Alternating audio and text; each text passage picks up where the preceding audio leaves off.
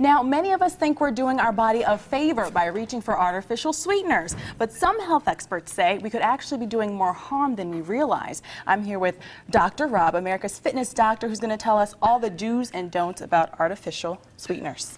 Thanks for having me back. It's great to be here again. Great to be here. Now, this is definitely useful information because for me, if I want to cut down the fat, the sugar, I'll go for the artificial sugar. Is that something I should do? And who doesn't? Artificial sweeteners are incredibly popular, and they've been around for over 100 years. Saccharin was one of the first ones that was founded, and we all know that one by the pink packet that it comes in. Well, with the artificial sweeteners, they are incredibly sweet, and they're in over 6,000 products that we consume here in the United States on a regular basis. So artificial sweeteners are in every part of our life, but they can cause some problems. Yes, and I see these everywhere. Equal, Splenda, Sweet and Low. Stevia, a new player on the market that's actually been around for several decades, but recently it's come out on the market, and it's one of the more popular ones and gaining traction. When we look at artificial sweeteners, there's a couple questions that always come to mind. And I can remember when I was a child, we used to hear, you know, does artificial sweeteners, do they cause cancer? Big question. Good question, great question. They do not cause cancer.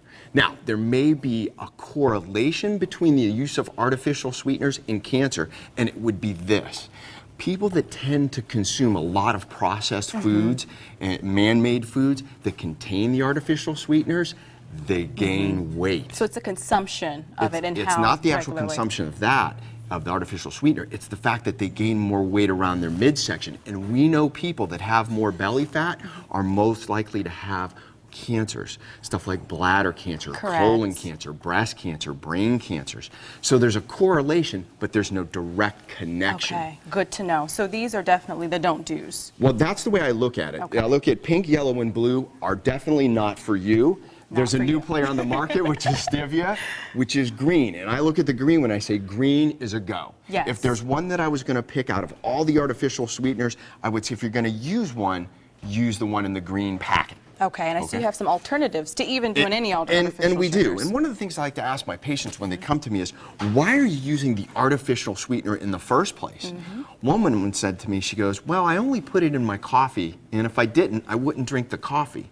So you have to ask yourself, why are you using it in the first place? Yes. So I see honey. This I'm familiar with. This is a great sweetener. Yes, and these are some options to using artificial sweeteners. These are natural sweeteners, things like table sugar, sugar in the raw, honey, and then the agave syrup. Okay, this I'm not familiar with. This is the one that I like to use the most. It's low on the glycemic index. So in other words, what that means is that it won't raise your blood sugar high. And that's what we want. We want to keep our blood sugars low. And the darker ones are actually very, very sweet. And if you take just a little taste of this. You sure that's going to be enough? Oh yeah, it's sweet. I'm one that has to back down on the sugar. Very sweet. It's very sweet. So you don't need much to flavor your coffee or your oatmeal, for example. It's more potent than the honey, actually, to me. Yeah. It is very, very much more potent. And then there are some of the other sugars that are out on the market, which these sugar alcohols we find in lots of products that are out in the grocery stores. And the problem with the sugar alcohols, which are a substitute, is that they cause a lot of indigestion, bloating, gas, diarrhea.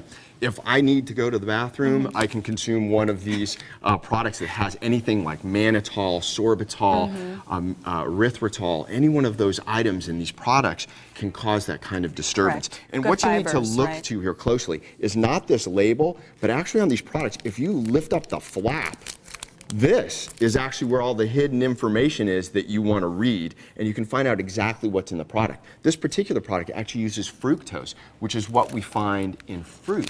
So it's a more natural sugar, which is better for you. If you want to get your natural sugars, this is how you want to consume them.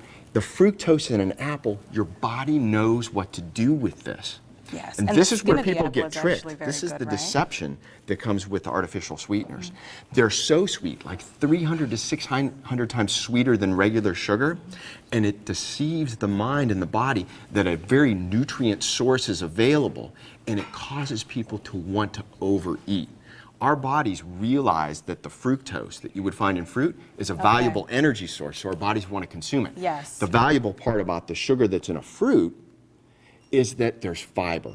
and the fiber helps blunt the effects of the sugar and helps clear the digestive system. So Awesome if you want to get your information. sugars the right way, an apple a day, you know, say keeps the doctor way, is the exactly. right way to get it. We are covered. Thank you so much, Dr. Rob. You're welcome. Great information.